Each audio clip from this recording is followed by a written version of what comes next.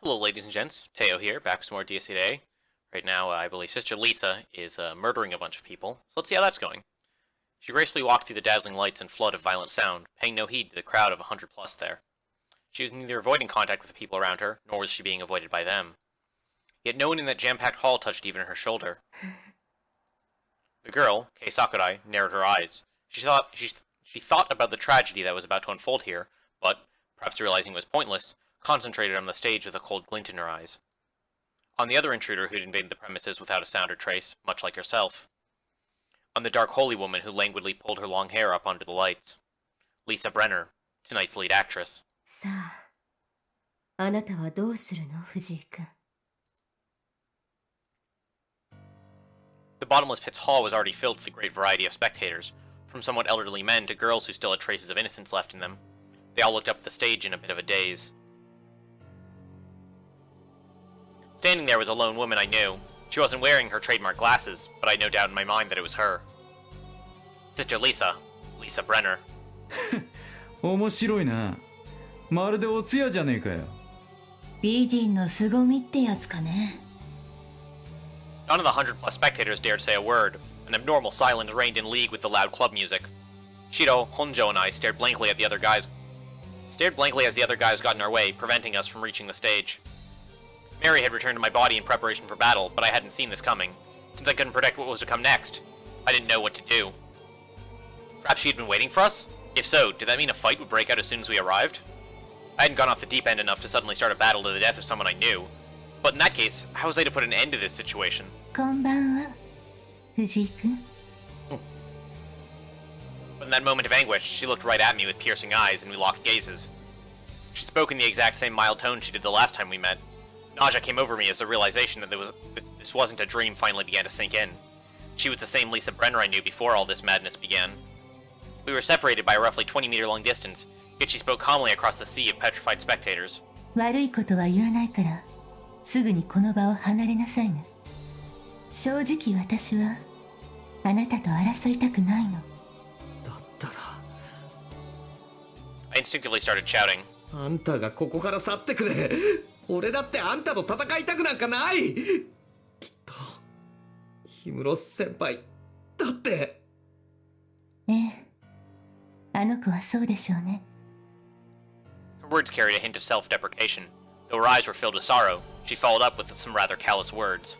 でも私がここから引いてしまえば、代わりにベイかマレウスがやってくるだけ。事態は何も変わらない。シスター、俺は。I didn't want to hear those bastards' name from her mouth. どうして俺にはあんたや先輩があの気が狂った連中と同じようには思えない。どうしてあいつらと行動を共にする。あなたと知り合うずっと前から私は彼らの仲間だからよ。私とあなたが出会っていても出会わなくても今日という日は起きていた。何かが変わったわけじゃない。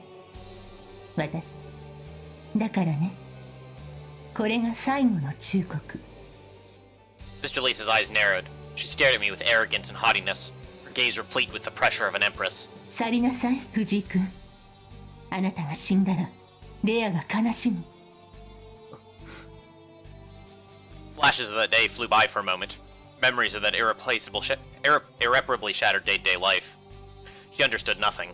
ふざけるなよ。 Couldn't she tell that the mere act of hearing something like that from her lips would make Himeno sadder even than the issue of my life or death? We could argue over stupid shit like dying, killing, fighting, or whatnot, but it wouldn't get us anywhere. I decided to stop thinking. シスター、ここから消えるのはあんただよ。口で言っても通じないなら力ずくで叩き出してやる。そう。じゃあ私もその考えに倣うわね。Sister Lisa nodded to me, conspicuously avoiding my gaze. 聞けないのはこちらも同じ。私にも理由があるし、叶えなければならない願いがある。その邪魔をするなら排除するわ。清掃13騎士団黒煙卓第11位、バビロン・マグダレナ・リザ・ブレンナ。今の私たちが有する最高戦力と戦って勝てると思わない方がいい。At that exact moment, a hole opened diagonally above Sister Lisa. No, that wasn't quite right. It was a mask, or something like that. A jet black object that didn't give off even the slightest ember of light was floating in the air.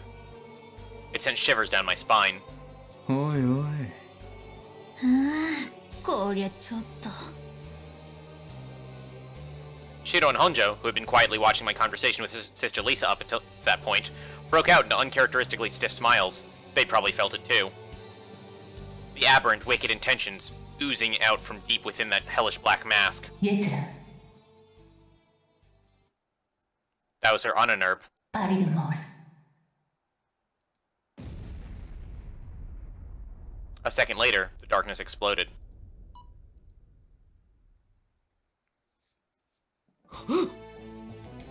A human figure grew out of the mask. Admittedly an odd expression, but that was the only way I could describe the phenomenon unfolding before my eyes. Arms, legs, a waist, and a torso materialized in but a few seconds, like they'd protruded out of the mask. Sister Lisa was no longer alone. Standing next to her was a peculiar giant easily over 2 meters tall, its body covered in bundles of thick muscles, like the statue of a fierce god. A tattoo with a complex design was carved into the left side of its body, serving only to accentuate its bizarre appearance even further. What the hell? Was that thing's human? It didn't look that way at all. Despite its huge frame, the giant didn't feel real in the slightest. It stood right before me, but its whole appearance seemed so unrealistic it rather felt like a bad joke. Nonetheless, the bloodlust it emanated was so fierce it hit me like a ton of bricks, sending an ominously negative wave across the hall. The spectators, whose time had stopped by the appearance of Sister Lisa, woke up all at once. They all looked at the monster with eyes of dread. That fear amplified, spread, saturated, and started welling up within them. Those driven by fear tried to get out right away, clogging up the narrow exit. Some of them violently pushed others out of the way, desperate to save themselves first. Just then, うるせえぞてめえら! Shido fired a gun at the ceiling and let out an angry roar exceeding all other sounds. That was enough to quell the 100 or so panicked spectators into silence. That wasn't all. They stopped running, parted to the side, and opened a path to the stage. よーし、分かってんじゃねえか。それでいいんだよ。 Paying no heed to my dumbfoundment at his Moses-esque feats, Shido calmly walked down the hallway. Honjo trailed behind him, wearing the casual expression of someone taking an everyday stroll down the street. 大したものね、ユサシロ君。 Sister Lisa's voice carried a hint of admiration. 私たちの時代に生まれていたら、あなたは英雄になれたかもしれない。じゃああんたはさしずめマッドサイエンティストだったってところかな。 Honjo listlessly snickered while gesturing to the mysterious giant, who had yet to budge even a single inch. 家業からわかるんだよ、私には。真っ向臭いっていうか、ホルマリン臭いっていうか。とにかく随分と破壊だよね、シスターも。なんつうか墓場くせ。そうだね。刺繍プンプンだよ、そのでかいの。ビクター・フランケンシュタイン博士。あれって英国文学のはずだけど、いいわけ？ドイツ人がパクっちゃってさ。Sister Lisa laughed at Honjo's comment. She wasn't denying it.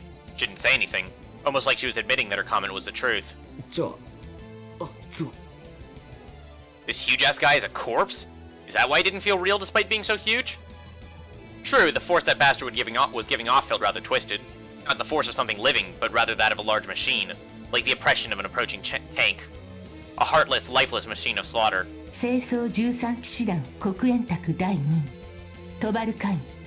おっしゃる通りよ、お嬢さん。彼は死体、生きていない。こうなったものを私が使う。最初からそういう配役。Also, that is a big-ass sword. まずはお見事。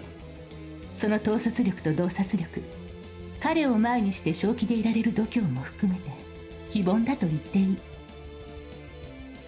だけど Sister Lisa's eyes narrowed again. She wasn't looking at me, nor at Shido or Honjo. My heart leapt as I felt a certain kind of unease and fretfulness explode within me. This is bad. Very bad. Perhaps she's... 指揮官としては最悪よ。今夜の私の目的はここのスワスチカを開くこと。あなたたちと遊んでいる暇はないの。判断ミスね、二人とも。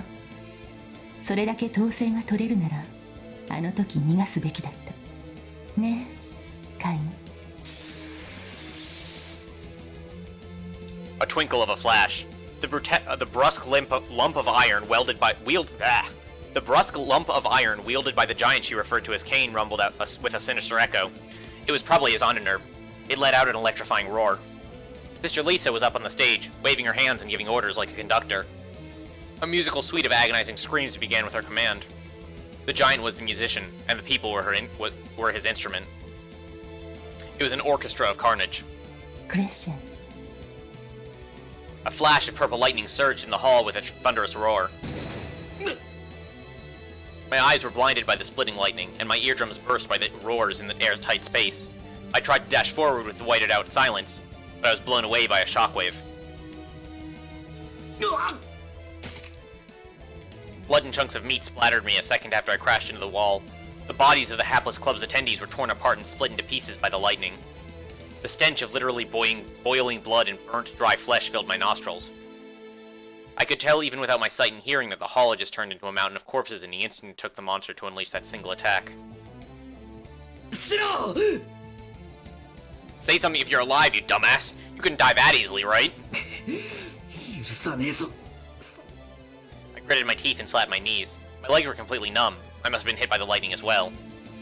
I had to stand and fight, damn it. I was the only one here able to take on that monster. I could tell blood was pouring out of all the cavities on my face as a result of the shock I had received, but I put that out of mind. I knew this disaster was undoubtedly brought about by my own naivety. Sister Lisa, so you really are the same as those bastards who kill without fear or hesitation. Then... だったら倒すしかない I didn't want to fight her, nor did I want her to die. And I didn't want her to kill anyone either. The least I could do was, for having failed to accomplish any of that, was to get rid of that undead freak as soon as possible. I remembered what Spine had said. Those bastards' goal was to cause massacres at 8 points around the city, to create 8 battlefields. Then fighting here would be playing right into their plans. However, as long as those guys were sticking to those places, I couldn't lure them anywhere else. And most importantly, if I let that monster get out of this place in one piece, it would only increase the innocent casualties later. So what I had to do now was take out Kine right away. Nothing else. My hearing returned right around the time when I stood up. I could hear gunfire. そうか生きてたかお前 Shido and Honjo were shrewder and more sensible than me, so they must have gotten to the safe zone quickly enough. Just as that thought filled me with relief, my vision returned. さあ行くぞ Two-Ball Kane turned back to me. Either he noticed my stare, or Sister Lisa sicked him on me. His turn was more like that of a power shovel than a human's. Seriously, was I the only sane person left in here? The corpse was rotting, as corpses normally did. His existence was a horrible perversion of nature. I could barely even look straight at him. I took a step forward, which Kane saw as his cue to leap off the stage. His body was so massive each step was accompanied by a tremor in the earth. His power was undoubtedly extraordinary, yet the place itself didn't allow for any strategies involving quick movement and surprise attacks. Though that last attack wiped out about half of them, there were still people clamoring in the hall. I would have to take that thing head on if I were to ensure their safe escape. So come on, Mary, let's do it together. Let's beat that monster back into the grave it crawled out of.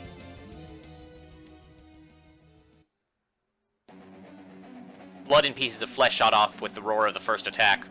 Lisa Brenner closed her eyes and perceived just how many lives had been lost. 78 died instantly, 51 were fatally wounded. In other words, 129 souls were reaped by that prior attack. Was it there? No, it still wasn't enough. The souls gathered at the bottomless pit were of surprisingly fine quality. They weren't spiritually tempered, they'd merely lived dirty lives. They were outlaws who took refuge here from the police, their parents, teachers, or the mafia in order to live. Realizing they couldn't live on the surface, those brave fugitives had declined to discard their true selves like so many others had done, and instead sought a place where they belonged. A place where they would find kindred spirits. In a way, the difference between them and cowards was paper thin, but very few were capable of even that nowadays. When you consider them as Shiro Yusa and Eddie Honjo's lapdogs, perhaps they had little self-will, but even then, they still had value when seen as parts of a whole. At the very least, they undoubtedly had a better understanding of life and death than those who lazily shuffled through their everyday lives. So while it normally took about 500 lives to open a swastika, it would only take 200 to 300 of the lives here to open this one. Indeed, another swing or two from Kane, and the woman's job would be done for the time being. すごいものですね。大した威力だ。 Lisa's thoughts were interrupted by the sound of her comrade, who had walked up next to her at some point during all this. まるで爆撃。私が知る限り、一撃でここまでできる者は他にいない。黒煙卓の幻遊戦力中、最強はやはり彼か。 Interesting. I would have expected at least one member of the Obsidian Round Table to have some sort of AoE capabilities, but I guess not. Kay looked unimpressively at the giant next to her. She spoke softly with a somewhat too perfect impudence. しかし随分と変わってしまったバビロンこれは本当にええ彼よ Lisa answered curtly, her forehead moist from intense concentration.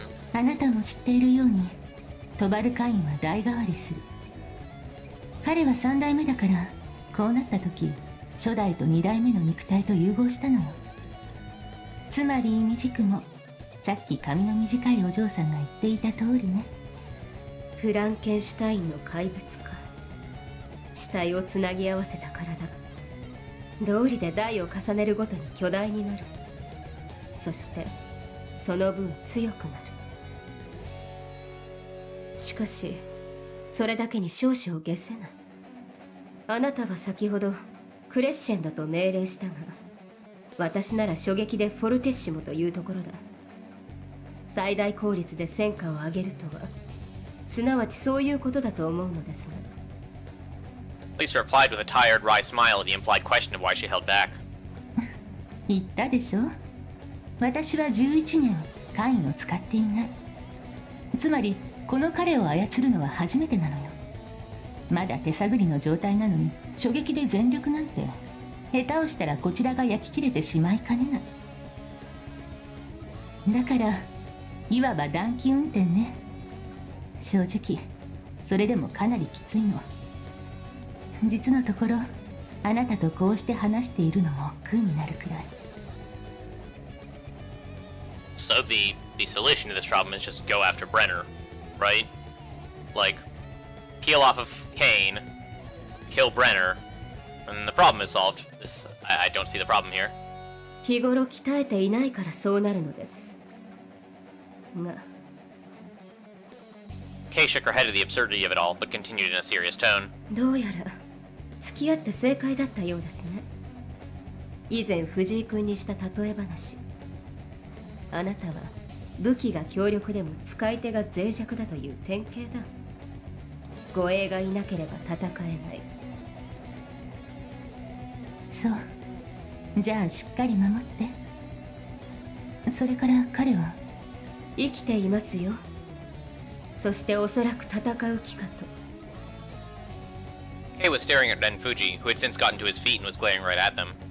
バカね今のうちに逃げればいいのに彼がそういう男じゃないことは私よりあなたの方がよく知っていることでしょうええそうねそうだった Tubal Kane turned to Ren in sync with Lisa. No expression could be read off the desk mask adorning him. It spoke everything as his function as a soulless machine. まだスワスチカは開いていないあなたが仕事をこなそうとするのなら彼は全力で止めようとするでしょうもはやどうあがいても戦うしかないですね心が痛みますかシスターまったく Lisa produced a bitter smile. 私が嫌いなのはわかるけど意地悪なのもほどほどにねでないとあなた可愛くないわよ別に問題ないでしょ Kay replied to that candid advice with a steely voice. 私をこんな女にしたのはあなたたちなんだから And then there were two who were watching the pair's conversation with disinterested foolhardiness. ダメだ耳がバカになってるこれしばらく使えそうにねえけどお前は私も正直だいぶダメあんたの声があさっての方から聞こえてくるよ It was sheer luck that spared them from the previous attack. They'd probably taken evasive actions. Humans didn't possess a reaction speed to avoid getting struck by lightning to begin with. Unlike then, it wouldn't have been odd if they had just died then and there. 命中率が悪いのかそれともおめこぼししてもらったのか何にせよ全力で舐められてんな指揮官としては最悪とかねまあ否定はしないけどあんた最初からそんな柄じゃないのにね What did it mean to open a swastika? What had to be done? What happened? What was the result? Shido probably stopped his comrades from running away in order to figure that out. At least, that was what Ellie believed. あんたのその全開で人出なしなとこ、ぶっちゃけナチといい勝負。褒めんなよ、照れるだろ。まあそれはいいけど、耳がバカになってもやれることはあるわけでね。From this distance, they wouldn't have been able to hear what their opponents were talking about even with proper hearing. As such, their temporary deafness didn't mean all that much. Ellie ignored Shido at that point and stared intently at the two on stage. おい、うっさい。少し黙ってな。Ellie admonished her companion and started moving her lips. After a while, she looked at Shido. あいつらは何喋ってんのか。Ellie could read lips. She had received no training in it. It was mostly a self-taught skill she had. As for the parts she couldn't pick up, she filled in the blanks through observation, concentration, and thought. She told Shido what their enemies had been talking about. だと思う。頼りねえな。信じないならご勝手に。シスターを倒せば、あのカインとかいう化け物も倒せるってことか。そういうことだね。まあそのためにはまずシスターを守ってるあのお嬢ちゃんが邪魔なんだけど。そうだな。こんなのはどうだ。Shido explained the plan he'd concocted. Ellie nodded, ducked, and moved away from Shido as quietly as possible. The rabble trying to escape proved to be a good smokescreen. The pair had known them for about 2 months, but they never accounted for much to Shido on a personal level. もうちょっと使える奴らだと思ったんだが、ま、普通ってのはこんなもんか。Shido shook his head with a laugh, then proceeded to forget about them altogether. It was his creed to actively participate in battles and get as much fun out of them as possible. He had no interest in those who couldn't keep up. Once he'd predicted Irae was out of sight, Shido fired the Desert Eagle in his hand. It should have been a surprise attack. However, 早速ありがとう。 the bullets were deflected by the red sword that suddenly appeared at Kay's side out of thin air, much like the grotesque giant had. あの姉ちゃんも化け物かよ。Shido clicked his tongue and fired 2 more shots without missing a beat. こううるさいスズメね。Kay swiftly grabbed the sword and swung it with the ease of lifting a twig. With the mere flip of the wrist, she repelled all the bullets with the blade of her sword. おいおい、50口径だぜ。50口径125ミリ滑空砲を持ってきたのなら両手を使ってあげるわ。戦車持ってこいってか。 Shido didn't take Kay's words as a joke. She repelled the bullets. To do that, she would need extraordinary dynamic vision, as well as the physical strength and grip to handle the impact of a 50 caliber magnum bullet with one hand. Naturally, the strength of her unyielding wrist was far beyond the limits of human training. Kay stared right at him as she lifted her flame-wreathed sword. It wouldn't have been unusual to despair at the glimpse of strength she displayed in that one moment alone. However, なるほどね。 Shido sounded a laugh, not out of despair, nor as a bluff. 茶化程度食らっても平気な奴らがわざわざ弾くか。どうやらドンピシャみたいだぜ。エリー。 Lisa was controlling Kane. That required ungodly amounts of concentration. In which case, something as light as getting hit by a pebble, that his bullets had amounted to as far as the bastards were concerned, might have been enough to make her drop the reins. Resigning himself to a support role wasn't exactly up Shido's alley, but そういうことだ。ほら大将、さっさと行ってあの化け物ぶちのめせよ。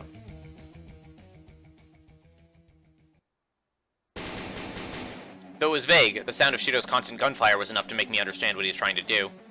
He had no way of beating Kane, but he planned to hinder his movement to make up for it. It was the opposite idea of shooting the enemy commander. The horse was the real threat here, so the commander was using all her might to hold onto his reins. If she let go, the thing would turn into nothing more than a corpse, a puppet.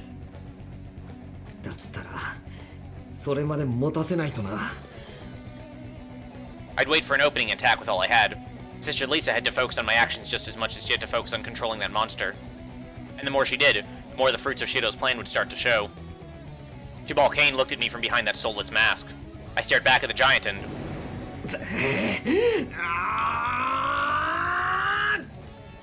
I sprinted with enough force to kick off the floor and shot forward like a cannonball. I could do this. I doubted I'd lose to this giant in terms of speed. If I could close the distance between us all at once, I might get lucky and decapitate him with one slash. I finished forming my weapon in a second, and swung my guillotine of a right arm down on the giant. A moment later, I felt the sensation of decapitation passing through my arm. I was partly sure I'd won, but I was once again blown away by the lightning generated around Kane, and that wasn't all. Kane dashed after me, practically at the speed of lightning. To think he was faster than me with that huge hulking body and long weapon? I was shocked, but it only lasted a moment. I resolved myself that I wouldn't retreat.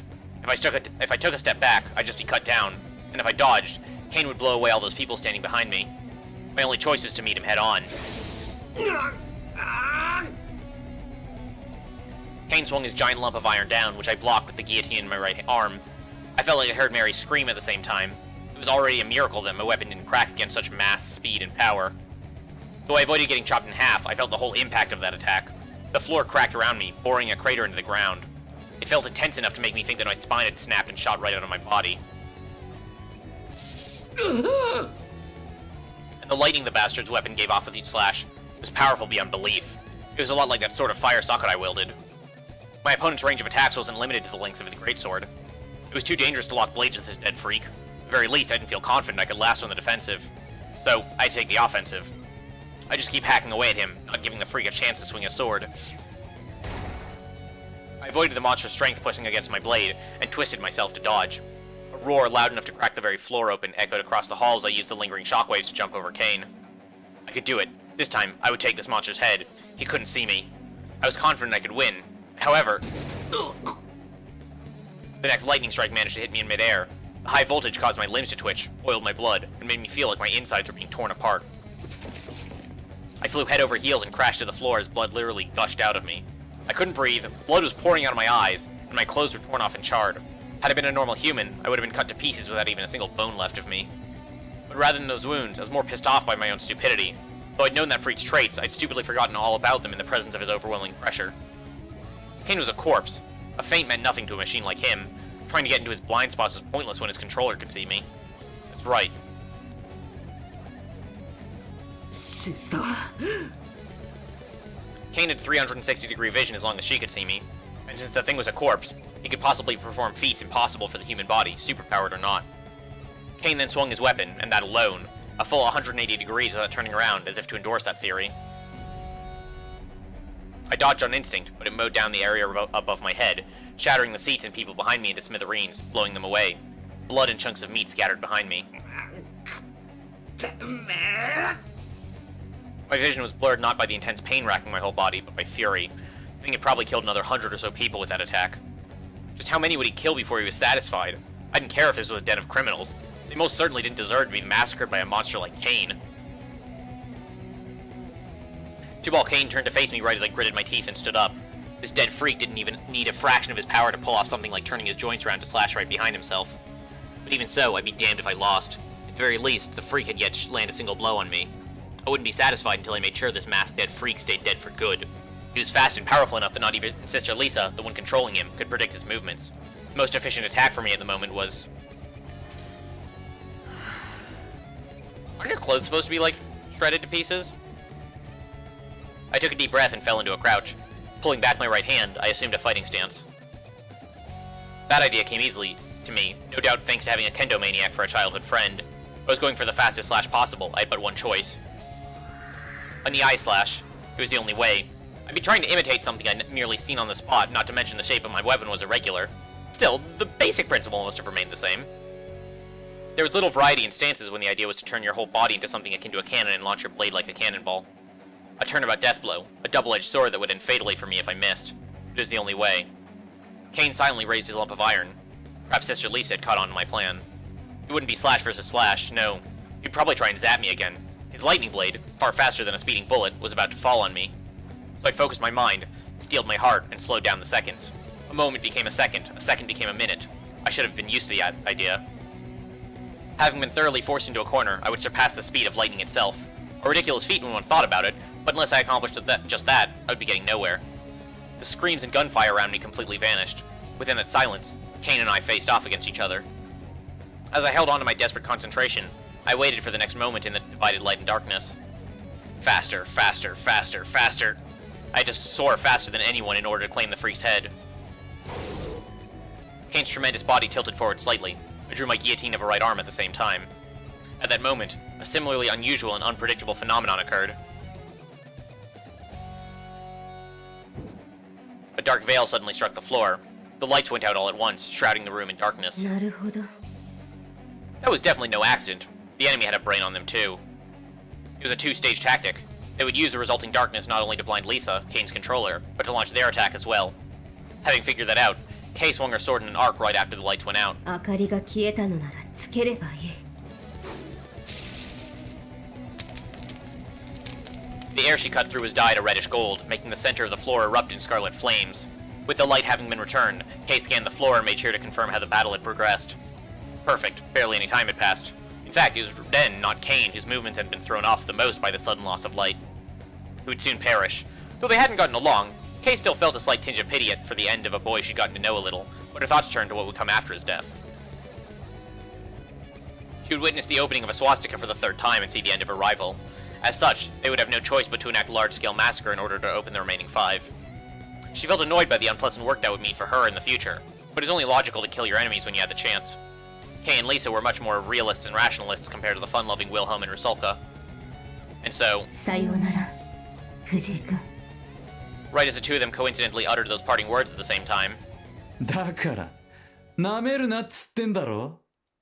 that sneer and voice brought Kay back to reality. She quickly looked back to where Shido had been just a short while ago, but いない。 she'd lost sight of Shido Yusa. Did he flee? No, that wasn't it. Perhaps she'd been wrong to dismiss it as worthless, but the dropping of the light had just been a decoy, and the true goal is what came after. ためのやつに言いたかねえけど、若いな、お前。優等生は意外にちょっと相撲心型なのよ。 She caught sight of the two of them mocking her as they pressed their muzzles side by side in her direction. Kay couldn't understand what they were thinking. What good would shooting do? 2 bullets were no more effective against them than 1, and she could easily deflect them at this distance. Even if they did happen to hit her, it wouldn't cause significant damage. It was completely pointless. But then, how would one explain those confident smirks? ヴィルヘルムのコスプレでもしろ。 2 bullets shot forward with the overlapping gunfire. Kay could see their trajectories perfectly, but they weren't aimed at either her or Lisa. In that case, could they have been... By the time realization dawned on Kay, it was already too late. The sound of an explosion far more meager compared to Kane's attack echoed across the hall. The bullets passed right by Kay, destroying a fire extinguisher on the stage. She used the blade of her sword to deflect the fire extinguisher, jumping about with the force of a barrel roll. However, her enemies were not after that, but rather the dispersal of the foam inside. In other words, しまった。 her line of sight became a milky white haze. She couldn't see at all. Though it wasn't impossible for her to wipe out the smoke screen with explosive fire and a swing of her sword, it would have required concentration. And time. Kay could tell Lisa was growing impatient behind her. That was more than enough to tell Kay that Kane was now nothing more than a puppet the older woman had lost control of. Kay's whole body was then stampeded by chills and shivers. He would die. He was going to die again. No. She couldn't bear losing him again. Her fear and impatience shot past their limits, making Kay lunge forward instantly. Kay turned into a raging hurricane as she made off towards the 2, breaking through the smokescreen. She wouldn't let him die. She'd be damned if she did. She would never, ever allow him to be broken even further. Murderous intent in front of Lisa, as well as the obstruction of a comrade's hunt through distraction. Kay didn't hesitate at all to take those actions. Actions that would break her oath. To be accurate, she'd completely forgotten about it. She simply dashed forward, as fast as she possibly could, in order to save him, to keep him from dying. After that brief moment, lasting not even a second, filled with thoughts and running, Kay beheld the worst possible outcome.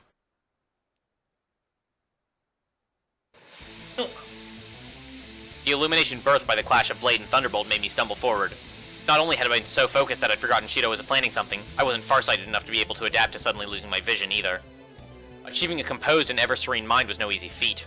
Until a short while ago, I'd been no more than an everyday student. There was no way I would have been able to keep my cool after being so abruptly robbed of my sight. A series of floor-shaking tremors and burst of explosive fire put an end to my confusion. That was likely Sakurai's doing. Whatever she had done gave me a momentary flash of vision.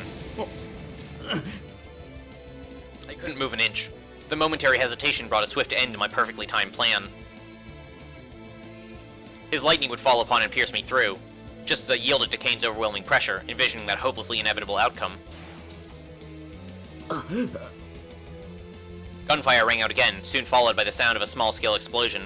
For some reason, Kane's presence vanished as a result. Or rather, it felt like the giant was bewildered and impatient, as if he had lost sight of my position. Maybe Sister Lisa couldn't see me right now? My suspicion turned to conviction a moment later. The lightning strike that should have hit and blown me away ended up passing right by me. I had no idea what had just happened. None of that mattered, though. What did matter was my opponent had just missed an attack that would have otherwise been fatal. Regardless of what brought it about, this was my chance. I would have been an idiot for not taking advantage of it.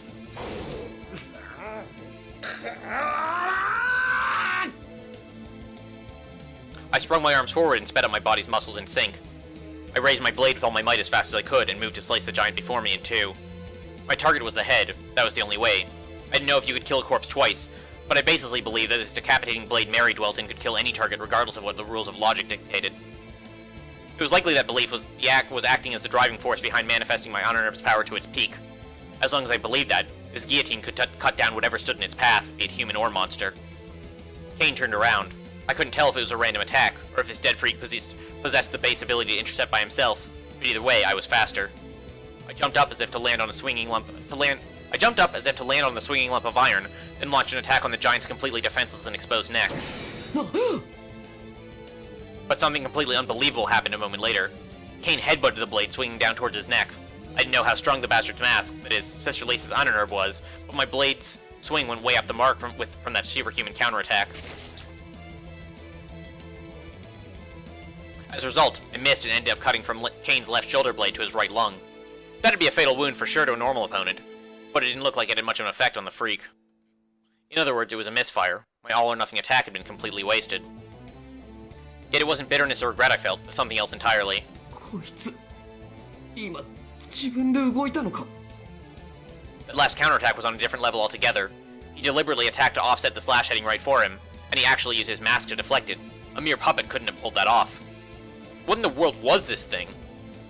Two-Ball Kane casually turned around with no heed to the diagonal wound in his body. Not even a drop of blood poured from the wound, and he clearly didn't feel any pain. So he had the body of a corpse no matter how you spun it. Despite that, he moved precisely even when he was cut off from Sister Lisa's proper commands.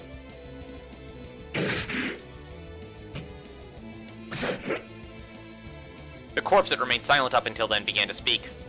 It was a dark, gear-like creaking that lacked any meaning, more reminiscent of the rumble of a motor than a genuine human voice. However, that eerie enumeration of sounds, hardly even worthy to be called a voice, made my entire body freeze up. I wanted him to stop. I didn't want to hear another syllable uttered by that voice. The dead giant's voice alone was enough to instill a sort of madness in the living.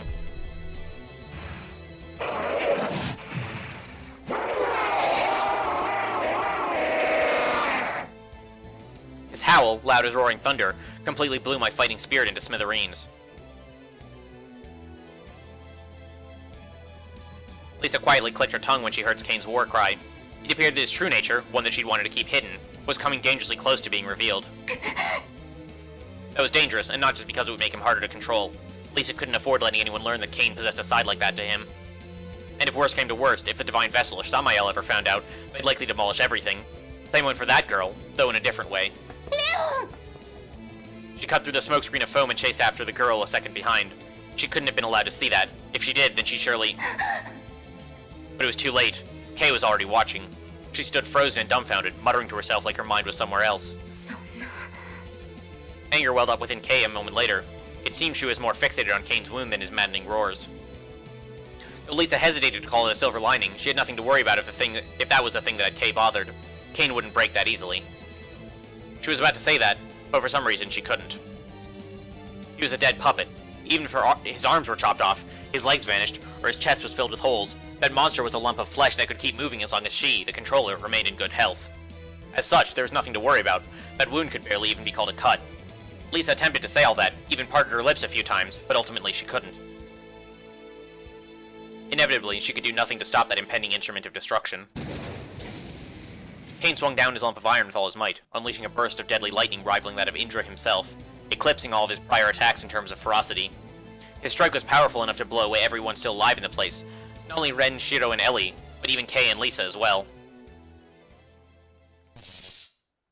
The flash of lightning burned into my eyes, blinding me. The scope of Kane's raging lightning strike dwarfed all others that came before.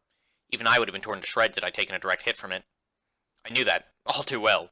Yet in spite of that, I couldn't bring myself to move an inch. Rather than being frozen by the sheer magnitude of that unparalleled destructive power, it was more like I was cursed by this freak's existence itself. I'd be seeing pearly gates in my near future if this kept up. For some reason, Sakurai cut in between us. That was what saved me. The floor shook with a tremendous sound, splitting apart along with the walls while I found myself blown back a dozen or so meters. As the echoes of destruction continued to roar, I saw something fall to my feet. It was Sakurai. Needless to say, she was all battered and wounded from Kane's attack. Even she would have been blown to bits had she taken a direct hit.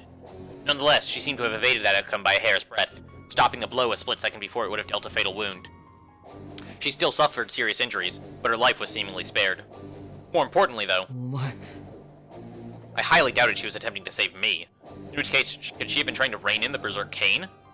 That last attack unleashed all his power from what I could tell. Releasing that volume of destructive force must have taken quite the toll on him. There was also the wound I'd inflicted on him to consider. In that state, it would have hardly been surprising to see his body crumble apart from the power of his own lightning. When I thought of it that way, Sakurai's actions became more comprehensible. But why would someone like her, who had always been so cool-headed when dealing with Wilhelm and Ursulka, risk her life to that extent? And for that monster's sake, no less.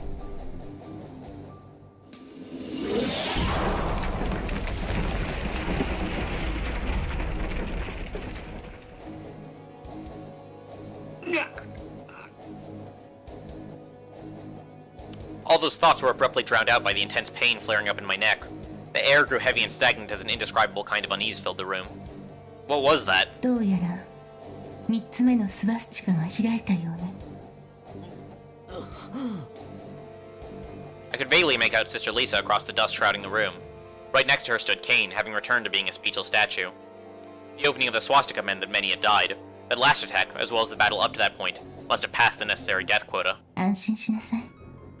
今夜はもう帰るから。それで藤井君、こんなことを頼める義理でもないのだけど。 Though I was gritting my teeth in rage and bitterness, Sister Lisa ignored it all. There was a twinge of pain in her voice. Perhaps she too had been wounded. レオンを、その子のことをよろしくお願い。難しい性格だけど、根は悪い子でもないはずだから。待て。じゃあ、さようなら。心配しなくても、私たちはもうあなたの前に現れないわ。これで仕事は終わったのよ。シスター I screamed and stretched my hand out, but I couldn't reach her. My legs and hips, still suffering from the after effects of the lightning, wouldn't let me stand. I wanted her to stay, to not leave. I was begging her. She and Himuro were... ごめんなさい。でも、許してなんて言えないわね。願わくは、あなたも生きて、死なないで。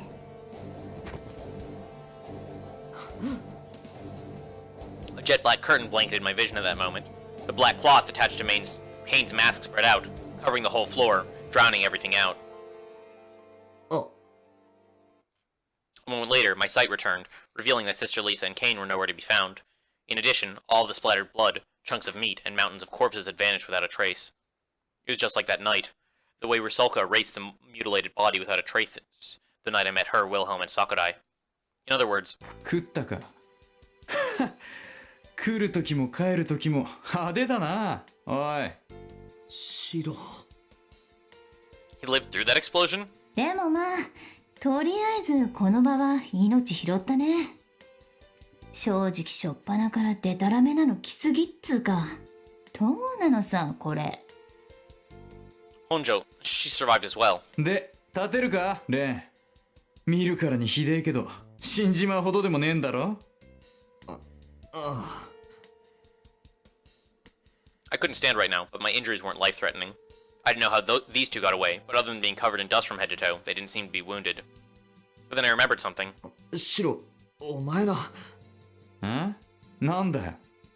涼しい顔して笑ってんじゃねえよ。お前がいきなり照明なんか消したおかげでこっちは危うく死にかけたぞ。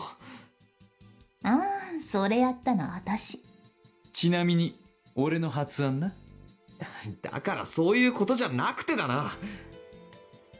I was about to tell him that he should have given me a heads up or show a bit more concern, but I stopped myself. Anything I told him would have gone in one ear and out the other anyway. ま生きてたんだからいいじゃんよ。ああおかげさまでな。I leaned against the wall and somehow managed to stand up as anger welled within me. The crowds of people here just a while ago were all gone, leaving no one but me and these guys. Some probably got away, but everyone who saw what happened had been wiped out. I couldn't help but feel bitter at that. 俺がここにいたからとか、つまんないこと考えちゃダメよ。あちらさんはこの場所に用があったわけだから、あたしらやレン君がいようがいまいが、こうなっちゃってたわけなのよ。ま、後悔しても仕方ねえしな。ほんとよく言うよね、あんたって。Shido and Honjo said that as if they could tell what I'd been feeling. They might have been right, but I couldn't just simply write off the whole thing. とにかく、こういう時は悪者の退治に意識を向けるのが前向きな姿勢ってやつでしょ。そういうわけで、一つ問題。Honjo pointed her finger and looked at me. I was hoping it was just my imagination, but it looked like I couldn't laugh this off. これ、どうするよ。She both out saying that she was pointing at Sakurai, still unconscious on the floor. That was indeed a problem. A big problem, in fact. I felt like we'd been left with a rabid dog or something. ぶっ殺せよ、レン。俺の仲間の敵だぜ。とバカは言ってるわけだけど。真面目な話、連中がどうやら死ぬのかってことに興味がある。おい。I instinctively rebutted that turbulent statement, but I could see where Shido was coming from. I had to keep fighting these monsters from now on. I'd marry as a means to do that, but these two had no way of beating them. However, 人体実験でもしようってのかよ。趣味悪いぞ、お前。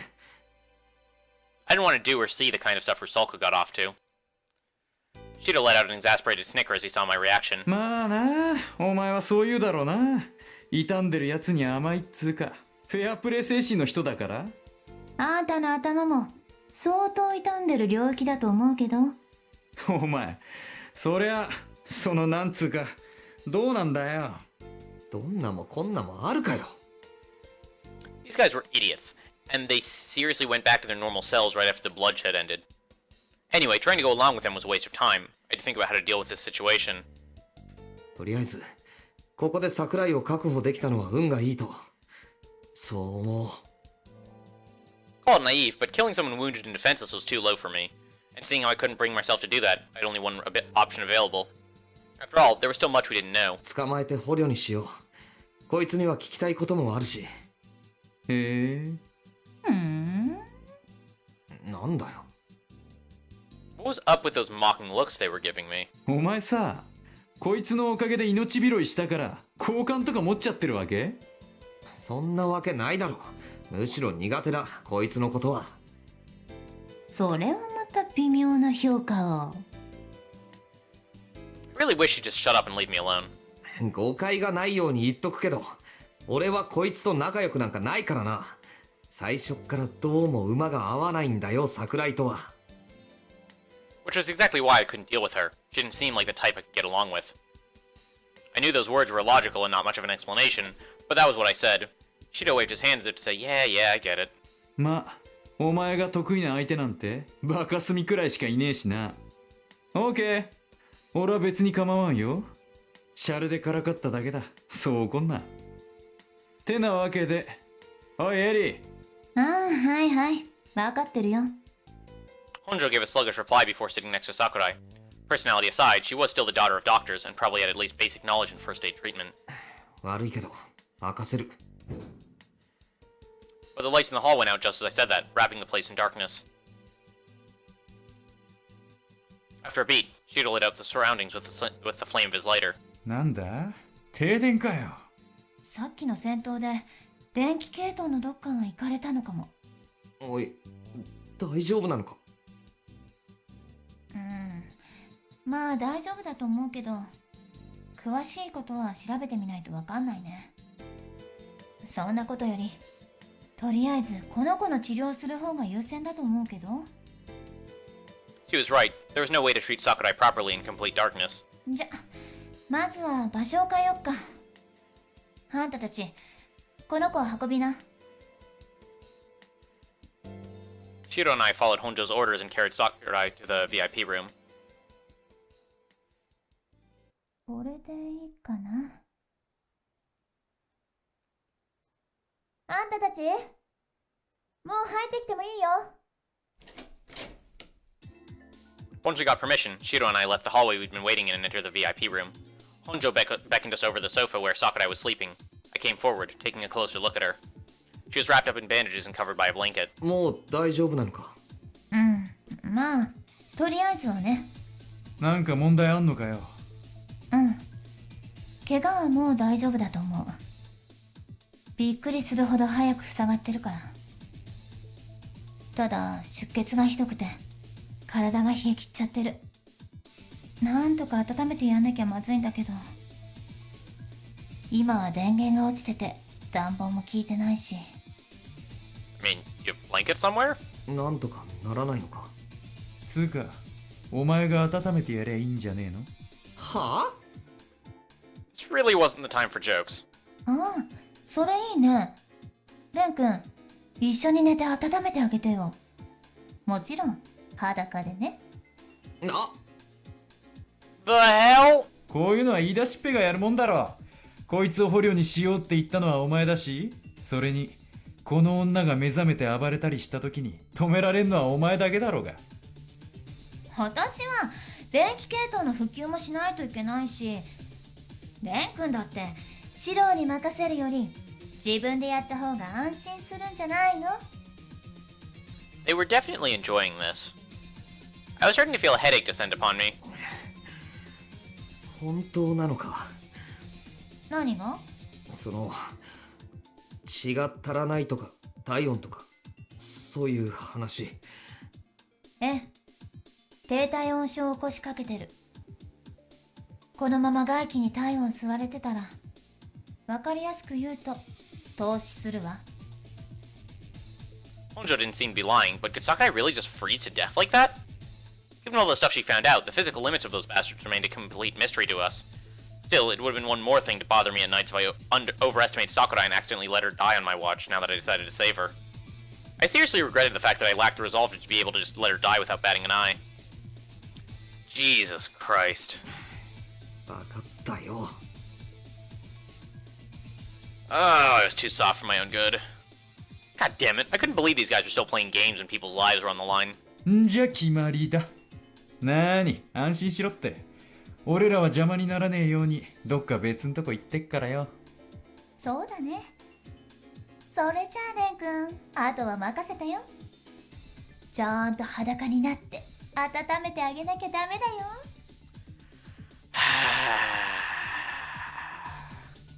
The two of them poked fun at me to the point of anger as they left the room. But right before she shut the door, Honjo turned around as if she just remembered something important. 一応、相手は病人なんだから、あんまり激しくしちゃダメだよ。She could take her juvenile advice and shove it. I thought about yelling that, but Honjo had already shut the door. くそ、マジでやるしかないのか。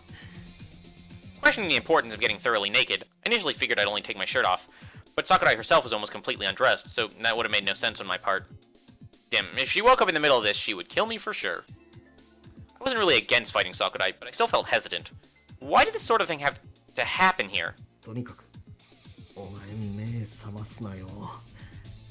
God damn it. I laid Sakurai on my knees and wrapped the blanket around us as I prayed for both our sakes. As I did my best not to look at things I had no business looking at, I kept telling myself that there was no other solution to this messed up situation than waiting for morning to come, or at least I endeavored to do that the best I could. まったく、何の因果で。How did we get from that hellish bloodbath to this ridiculous situation? In fact, why didn't Sister Lisa take Sakurai with her to begin with? The reason I decided to help her was largely because the words Sister Lisa left me with before she vanished had really stuck with me. She asked me to take care of Leon, but did she kind of forget the part where we were trying to kill each other? It would have been much easier if she just told me to spare her or kill her. I was having a hard time turning down a request when she asked in that voice of hers. Maybe she was counting on my naive side, and while it was true that might have been a factor, maybe there was more to it than that. In other words, I didn't think she was being cunning or that she had darker intentions. To be frank, she probably trusted me.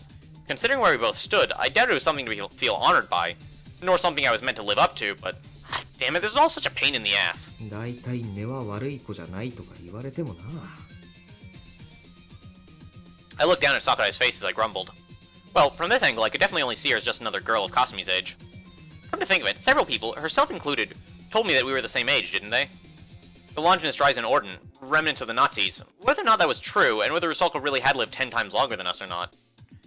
even if that was no more than an exaggeration, those bastards had to be over 80 years old at the least. From our point of view, that'd make them old enough to be the same age as their great-grandparents. So why was it they didn't mind having such a kid in their ranks, and a Japanese one at that? I knew that Japan and Germany were allies back in World War II, so maybe there's some kind of connection back then, but regardless, Sakurai still stuck out like a sore thumb among them. In fact, it didn't look like Wilhelm accepted her as a comrade at all. No, it felt like he had a real grudge against her, like he was embarrassed by the whole matter. So why did Sakurai enroll in an organization she clearly couldn't be comfortable working with? I simply viewed her as an obstacle that had to be taken out up to this point, but now that I thought about all that, she could be in some sort of sticky situation. That said, by no means was that a sign I could let my guard down around her or hold back. This seemed to be trickier than I'd thought. Much like Honjo had said, Sakurai really was freezing. On top of that, she was just too delicate and fragile. Thanks to her current bewildering impression of vulnerability, the image I'd had of her up to this point, in other words, one of a stone-hearted bitch, was loudly crumbling apart. I found myself starting to honestly want to help her. Jeez. I couldn't blame Shido and Honjo for making fun of me. I really was a naive dumbass being controlled by trivial emotions. I knew just how dangerous she was, but... Sakurai let out a low groan. She shivered slightly and began muttering in delirium.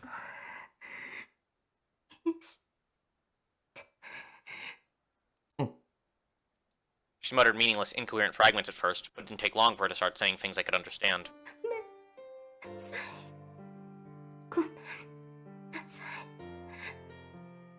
ごめんなさい。私が子供だから許して。お願い許してください。許して。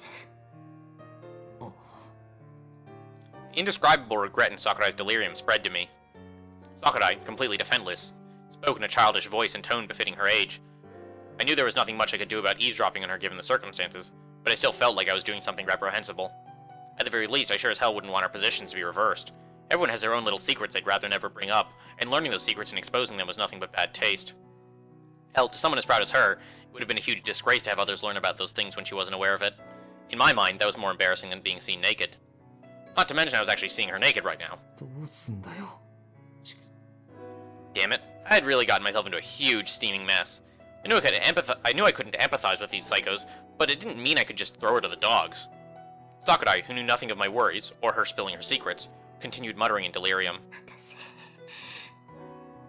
勝つから負けないから待っててきっとまた会えるからベアトリス Kane was about to say that too, right? I think I'm supposed to know who Beatrice is at this point. I think somebody told me. But I forgot. Oops. Though I tried not to listen, I couldn't avoid hearing what she was saying at such a close distance. As such, I unconsciously reacted to the last thing she said. ベアトリスだと。 I heard that name somewhere before. I slowly pulled it out of my vague memories. それからベアトリス・キルヒアイゼンはもう死んでるみたいで、その抜け番が桜井圭。こいつらが高額の賞金首だってことは OK？ Right, Beatrice was the dead chick. Right, I'd forgotten the whole thing in the chaos of Kane's attack, but I'd heard that name from Honjo shortly before that. Beatrice Kirscheisen? I didn't know how long ago that this was, but she was a deceased member of the LDO, most likely Sakurai's predecessor. Sakurai was probably initiating the Obsidian Round Table to replace that Beatrice woman after her death, which meant they probably knew each other. Actually, they were probably more than just acquaintances. For Sakurai to mutter her name while unconscious and seriously injured meant she must have been someone important. Or so I figured.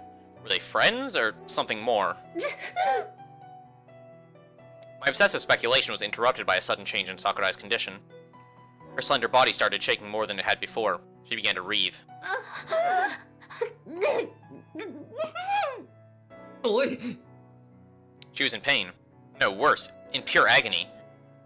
Yeah, didn't she, like, break the covenant thing she had with her Sulka, and now there's a thing eating her from inside? It seemed like something other than her wounds was causing it. I didn't know what it was, but it felt like something far more dangerous than simple injuries. What happened to her?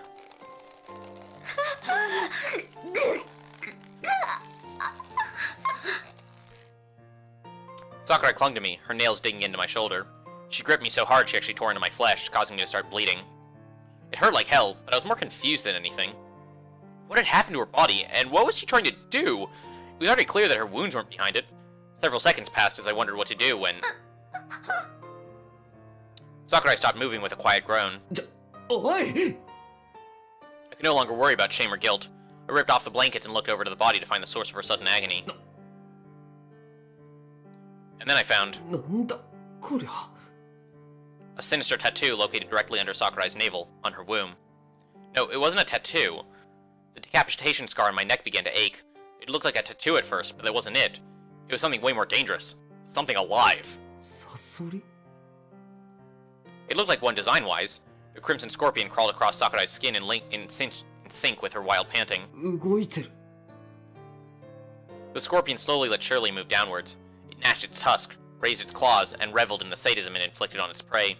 Sickening, human-like emotions emanated from the silent, two-dimensional being. Was it trying to devour Sakurai? I didn't know exactly what it was, but once I realized the thing was malicious in its intent, I began weighing my options. What was I to do? Sakurai would likely die if I let her be. Shido would probably call this convenient, since it meant one less enemy to deal with, but I couldn't be so cold. Beating them in a fight was one thing, but leaving someone to suffer in such agony was just... especially someone in such a weak state as her. And though I hated to admit it, now that she touched a corner of my heart, I couldn't just abandon her like it was nothing. I'd become just as messed up as those bastards if I did. I had to remember why I was doing this in the first place. The entire reason I'd been in this kill-or-be-killed scenario was because I wanted to protect my day-to-day life, starting with Kasumi, and the me from those days would never choose to abandon a dying person. If I let Sakurai die, I'd be beyond the point of no return. And that was the reason why I... And this, right here, is the actual end of the common route. So, seems like a pretty good place to close the video. When we come back next week, we are going to be suppressing the tattoo and locking ourselves into Kasumi's route. And then once we finish Kasumi's route, we're going to come back here, ask Sakurai about what's going on, and then go from there to Sakurai's route. So, excellent timing. I was, trying to figure out a good place to close the video, but the end of the second half of the common route seems like a pretty excellent point to do that. So, yeah, that's the plan. Catch y'all on Monday. Have a nice weekend.